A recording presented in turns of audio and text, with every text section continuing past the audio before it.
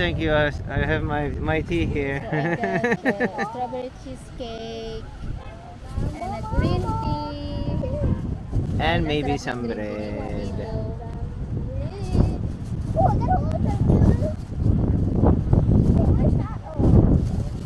It's windy.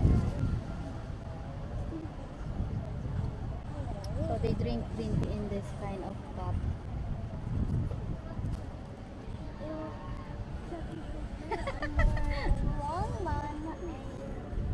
Look, it's coming. That's the swan. No, that's the goose. What is that?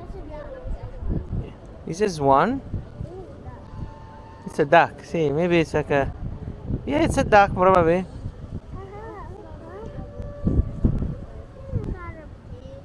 See, It's our last day today. in Bukhara. Bukhara. So later we have the train at 52 at 4 a.m. 4 a.m. So we have to leave the hotel at 2:30 a.m. Something like that. So relaxing day today. See.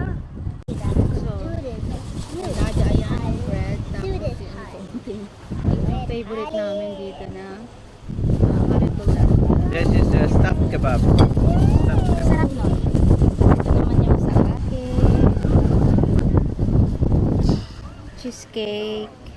Strawberry cheesecake. And someone is still waiting for his lagman. Yan, nakatambay ang mga mangyan ng pamilyang The mangyan. tower.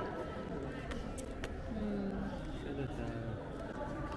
The blue domes. Respect, anak. Mommy, look at the photo.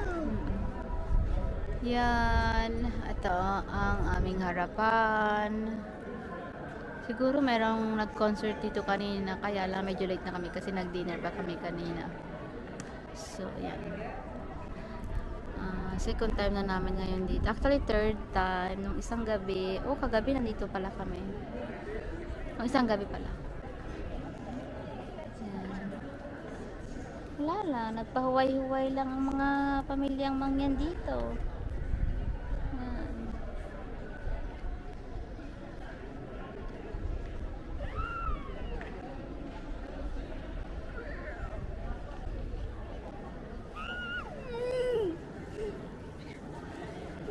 Ang daming tao.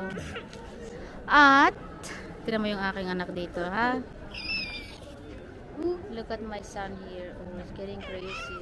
He's doing something crazy there.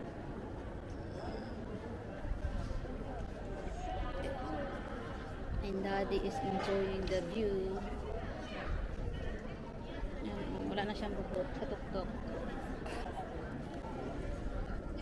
Ano, gawa ko ng kalokohan niya si Marco kaya tawa yan ng tawa. After dito, uwi na rin naman kami sa aming tinutuloyan na hotel. I thought there was not going to be the milk with the straw, but there's a different. You remember in the Philippines they have it too, that milk?